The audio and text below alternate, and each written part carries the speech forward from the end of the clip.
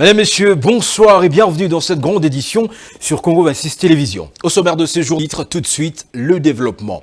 D'abord, dans la province de l'Ituri, les lignes bougent après 2 semaines de l'annonce du virus Ebola. Dans le cadre de la riposte contre cette maladie, les agences des Nations Unies ont apporté leurs dons en moto, ambulances et autres matériels sanitaires. Question de renforcer la capacité en mobilité des équipes et ainsi limiter la propagation du virus. Suivez.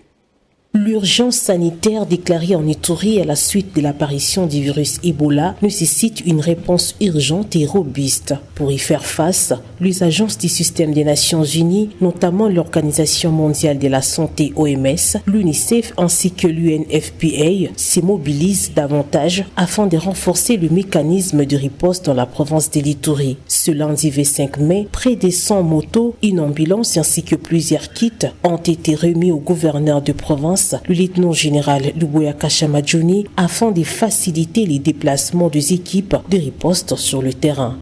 Comme vous savez, la province de l'Ituri fait face à une épidémie de maladies à virus Ebola qui a été déclarée.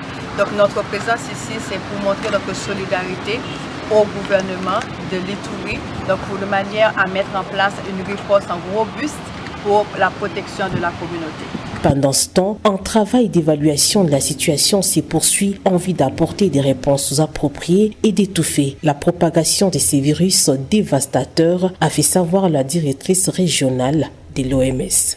L'équipe est en train de se mettre en place de manière à venir une riposte robuste. Donc l'approche qui va être appliquée, c'est une approche décentralisée où toutes les zones de santé auront leur propre réponse. Premièrement, à renforcer la capacité des médecins-chefs de zone, la capacité de l'équipe cadre et de la zone de santé pour pouvoir répondre à ça. Donc, on est en train aussi de renforcer la surveillance épidémiologique, la communication avec la communauté. D'ailleurs, je profite de cette présence ici pour envoyer un message à la communauté pour lui dire que l'épidémie est sérieuse, mais ce n'est pas désespéré. C'est avec l'appui de la communauté, la participation de toute la communauté, nous pourrons arriver à mettre fin à cette épidémie le plus vite que possible. Rappelons que ces motos remises à la division provinciale de la santé seront distribuées dans les différentes zones de santé de la province de l'Ituri afin de permettre une intervention plus rapide. Parallèlement, l'administration militaire de l'Ituri continue de déployer des stratégies de sensibilisation de toutes les couches communautaires en vue de barrer la route à cette épidémie meurtrière. Face aux sénateurs réunis en plénière ce lundi 25 mai au Palais du Peuple, le ministre de l'Agriculture et Sécurité alimentaire, Moïndo Nzangi, a défendu la politique agricole du gouvernement. Interpellé sur les difficultés du secteur, il a reconnu plusieurs faiblesses liées notamment à la distribution des intrants et à l'accès aux zones de production, tout en promettant des réformes axées sur le financement, la mécanisation et l'accompagnement des jeunes agriculteurs. Suivez ce reportage signé Ebenezer Banga Wenamoyo. Devant une chambre haute attentive et exigeante, Moïndo Nzangi, ministre de l'Agriculture, a dû répondre aux préoccupations de sénateurs sur un secteur considéré comme stratégique pour l'avenir de la RDC. Face aux élus des élus, le ministre n'a pas esquivé les réalités du terrain, routes de desserte agricole impraticables, faible mécanisation et difficultés dans la distribution des intrants agricoles. Nous accompagnons ce secteur à avoir plus de moyens pour répondre à toutes ces préoccupations qui ont été soulevées ici, le financement et finalement la transformation et même les routes de desserte agricole qui doivent nous permettre l'acheminement de ces produits dans les grands centres. Mais au-delà du constat, le membre du gouvernement a voulu rassurer. Il a mis en avant la volonté de l'exécutif de faire de l'agriculture un véritable moteur économique, conformément au slogan « La revanche du sol sur les sous-sols ». La promesse de crédit bancaire pour les jeunes agriculteurs et les réformes en préparation traduisent cette ambition de relancer un secteur longtemps négligé. Je vais mentionner qu'effectivement, c'est une question d'intérêt majeur pour la République démocratique du Congo, surtout dans cette vision de cette revanche du sol sur le sous-sol et cet avenir où nous voulons que l'agriculture soit au-dessus même des mines actuellement au vu du potentiel de notre pays. Je vais l'encourager à poursuivre des réformes dans lesquelles ils sont déjà engagés conformément au programme du gouvernement. Les recommandations formulées au cours de cette plénière montrent que le Parlement veut voir le gouvernement passer des discours aux actions, surtout dans un pays où l'agriculture reste l'un des principaux espoirs pour lutter contre le chômage et la pauvreté. Création de la coalition des Congolais pour le changement de la Constitution. Face à la presse nationale et internationale à Kinshasa, Augustin Kabuya a réaffirmé la volonté de son parti d'engager une réforme constitutionnelle en République démocratique du Congo. La C4 sera implantée dans les 145 territoires du pays. Il ne s'agit pas uniquement d'une initiative de l'UDPS, ajoute-t-il. L'UDPS affirme vouloir privilégier une approche inclusive pour parvenir à un large consensus national autour de cette question sensible. Suivez-le dans cet extrait choisi par Ebenezer Boanga, Wenamoyo. Un acteur politique sérieux et averti sait comment anticiper des choses et s'adapter au contexte. Nous ne faisons pas la politique pour faire la politique. Ils sont sur une voie et nous sommes sur une autre voie aussi. Voilà ce que je peux vous dire. Nous n'avons peur de rien. Je ne pense pas que nous avons péché contre qui que ce soit. Notre idée est partie de la conférence de presse ici même, organisé par son Excellence Monsieur le Président de la République à la Cité de l'Union africaine.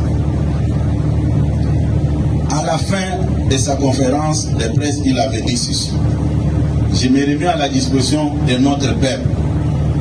Vous avez évoqué la dynamique de nos amis de l'opposition, puisque avant de faire quelque chose, il faut suivre aussi ce que l'adversaire est en train de préparer.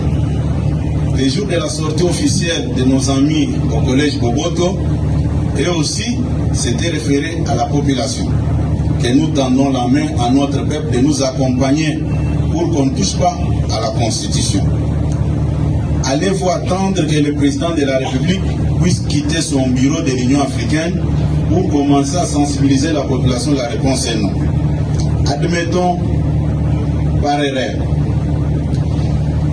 l'opposition sensibilise la population pour que le peuple congolais n'accepte pas le changement de la Constitution. Et ces jours-là, le chef de l'État se retrouve devant un seul son de cloche. Il va faire quoi? Nous, de sa famille politique, nous de l'UDPS, nous sommes concernés par tout ce qui se passe au pays. Nous avons compris le message, nous nous sommes engagés, nous avons mis en place une dynamique citoyenne où nous sommes en train de sensibiliser la population, pas seulement avec les hommes politiques. L'hôtel de ville de Kinshasa a poursuivi ce mardi 26 mai l'opération de démolition, curage des canalisations et nettoyage des abords du marché central pour lutter contre l'occupation anarchique des espaces publics. Plusieurs artères de municipalités environnantes, notamment les avenues Bokassa, Ouakading, Dumaret et Kassavoubou, sont concernées par cette campagne visant à rétablir l'ordre public, fluidifier la circulation et sécuriser la zone. La ville met en garde les vendeurs et les occupants illégaux contre toute réinstallation dans les espaces interdits.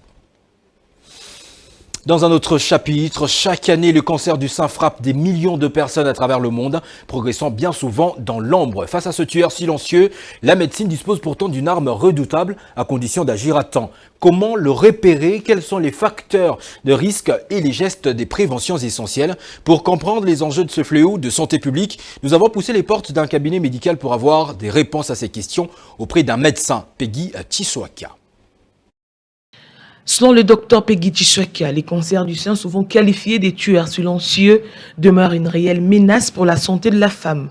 Dans certains cas, la maladie est héréditaire, d'où la nécessité d'une vigilance accrue, surtout chez les personnes à risque. Oui, les cancers du sein, c'est la prolifération anormale des cellules du sein. Alors ici, on assiste à un désordre architectural des cellules du sein, parce que les règles n'est plus respectées. Les cellules sont appelées à naître, à croître, puis à mourir.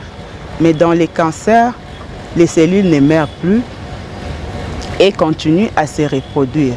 Le médecin explique que plusieurs facteurs peuvent favoriser l'apparition du cancer du sein et insiste sur l'importance de reconnaître le signe d'alerte ainsi que sur le rôle déterminant du dépistage précoce. Comme symptômes, nous avons les nodules au niveau des seins. Nous avons les changements de la forme du sein et le changement de la taille du sein. Nous avons aussi l'écoulement de mamelons ou la rétraction des mamelons. Nous avons l'épaississement de la peau qui donne l'aspect de la peau d'orange. Nous avons la rougeur et autres. Le dépistage s'est fait par l'imagerie. Nous avons la mammographie, nous avons l'échographie, nous avons l'IRM, la palpation régulière du sein. La femme peut palper seule ses seins ou se faire palper régulièrement du sein pour découvrir si jamais il y avait un changement dans un sens comme dans un autre. Elle peut retrouver les nodules au niveau du sein ou au niveau des aisselles. L'urgence s'impose donc afin de renforcer la prévention et encourager la population à se faire dépister régulièrement afin de lutter efficacement contre ces fléaux. Ils sont de retour avec la saison sèche et la fraîcheur. Les paderus, appelés communément Econda, ces petits insectes à allure de fourmis allongées, refont surface dans nos habitations. Très redoutés pour le liquide toxique qu'ils sécrètent, ils provoquent de douloureuses brûlures cutanées. Alors comment s'en protéger efficacement sans aggraver les lésions? Quels sont les gestes de premier secours à connaître absolument? Lumière sur les précautions à adopter pour traverser cette période en toute sérénité dans ce reportage d'Israël Nguita. Avec l'avènement de la saison sèche, des spécialistes en santé publique suggèrent l'adoption d'un comportement susceptible d'aider à prévenir un contact avec l'insecte dévastateur Pedrus, connu sous l'appellation Econda. Oui, l'insecte qu'on appelle Econda ou les pédéris en français n'est rien d'autre qu'un petit insecte appartenant à la famille des staphylins de l'ordre des coloptères, qui est très fréquent dans des zones tropicales humides, comme chez nous ici en RDC. C'est un insecte qui ne pique pas déjà et il ne transmet pas une maladie. Que l'Econda, comme on dit là, contient une substance toxique appelée pédérine. C'est cette substance-là qui crée une irritation cutanée. Pour limiter le dégât en cas de contact avec l'insecte, le docteur s'explique. Lorsque l'Econda se pose sur votre peau, il ne faut pas écraser brutalement l'Econda. Mais ce qu'il faut faire, il faut soit souffler ou soit enlever calmement l'insecte au niveau de la peau. Si par erreur, vous écrasez l'insecte sur votre peau, ce qu'il faut faire rapidement, il faut nettoyer la zone concernée avec de l'eau et puis du savon. Et puis il faut bien laver vos mains parce que vous êtes en contact avec la substance toxique pour éviter de transporter la substance vers les yeux ou vers la bouche. Et puis il faut éviter de frotter la zone concernée pour ne pas aggraver cette irritation cutanée. En cas de brûlure ou lésion, il faut éviter. Le traitement dépend de la gravité. En général, ce qu'on fait dans des hôpitaux, on utilise les antibiotiques. En cas d'une surinfection, on utilise les dermocorticoïdes pour éviter les inflammations. On utilise les antihistaminiques pour lutter contre les démangeaisons. On utilise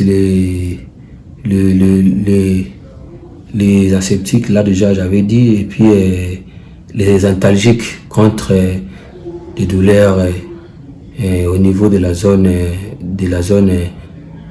infectée. Et puis ce qu'il faut éviter, surtout l'utilisation du pétrole.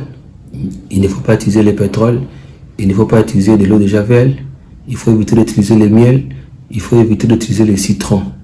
Et surtout, ce qui est très très très utile, il ne faut pas pratiquer une automédication. Que vous prenez des médicaments abusivement, non, là, il faut éviter. Pour que la saison sèche reste une période de sérénité et non des consultations médicales d'urgence, la vigilance doit être de mise par chacun. Adopter ces bons réflexes, c'est tout simplement refuser de prêter le flanc à ses colocateurs indésirables. 42 ans après avoir accueilli les assemblées annuelles de la Banque africaine de développement BAD, Brazzaville renoue avec l'histoire financière du continent en abritant l'édition 2026 de ce rendez-vous économique africain. Ce mardi 26 mai 2026, le Centre international de conférence de Kintélé a servi de cadre à la cérémonie d'ouverture officielle de ces assises continentales qui réunissent plusieurs chefs d'État, ministres des Finances, gouverneurs de banques centrales, investisseurs ainsi que des partenaires internationaux venus de différents horizons. Placé sous le thème « Mobiliser des ressources à grande échelle pour le financement du développement de l'Afrique dans un monde fragmenté », ces assemblées annuelles ouvrent plusieurs jours de réflexion et d'échanges autour des défis économiques du continent, du financement des infrastructures, de l'intégration régionale et des mécanismes de développement durable en Afrique. La République du Congo supprime le visa pour les citoyens des pays africains. À l'occasion de la célébration de la journée de l'Afrique à Brazzaville, le président Denis Sassou Nguesso a annoncé qu'à compter du 1er janvier 2027, les visas ne seront plus requis pour tous les Africains désireux de se rendre dans son pays. Cette décision s'inscrit dans le cadre de l'intégration africaine à libre circulation des personnes et des biens. Le plus long voyage commence par le premier pas. En ce qui nous concerne, et en lien avec la consolidation de notre engagement en faveur de la vision des pères des indépendances africaines, la liberté et l'émancipation des peuples africains, l'accélération de la libre circulation des personnes et des biens sur le continent, l'intégration des États avec, à terme, l'usage d'un passeport africain unique, la matérialisation, une fois de plus, de mon engagement en vue d'une Afrique unie, souveraine et prospère. Je saisis cette occasion solennelle pour annoncer ce jour qu'à partir du 1er janvier 2027, l'entrée en République du Congo ne sera plus jamais soumise au visa pour tous les peuples africains. La République du Congo, dans l'accélération de sa marche vers le développement, continuera d'apporter sa contribution à l'édification d'une Afrique résolument engagée et déterminée sur la voie de l'unité et de la prospérité. Vive l'Afrique, vive l'Union africaine, bonne fête à tous, je vous remercie. Au chapitre de sport, pour finir, les Léopards seniors de la République démocratique du Congo ont lancé leur rassemblement lundi 25 mai à Bruxelles. Première étape de la préparation avant le match amicaux face au Danemark et au Chili. Dans une ambiance détendue mais déjà tournée vers le travail, plusieurs membres de la sélection ont répondu présents avant le départ du groupe pour Liège, futur camp de base des poulains de Sébastien Desabre. Entre retrouvailles, concentration et premier réglage, le regard sont désormais tournés vers la préparation du mondial 2026. Gloire Kitoga nous en dit un peu plus. Après plusieurs mois d'attente, les internationaux congolais ont commencé à rejoindre la tanière lundi 25 mai dans une atmosphère de sérénité et de convivialité, comme une famille qui se retrouve avant une grande mission. Les sourires et les échanges ont rapidement laissé place à une autre réalité, celle du travail et de la préparation. Avec plusieurs cadres déjà présents à Bruxelles, le groupe prendra désormais la direction de Liège, où le staff technique va lancer les premières séances d'entraînement. L'objectif est clair, créer une équipe compétitive et prête pour les 2 rencontres amicales face au Danemark et au Chili, considérées comme des tests importants sur la route de la Coupe du Monde 2026. Dans les prochains jours, les Léopards vont enchaîner séances techniques, travail physique et mise en place collective afin de renforcer les automatismes avant leur départ pour les États-Unis, où ils débuteront la compétition face au Portugal.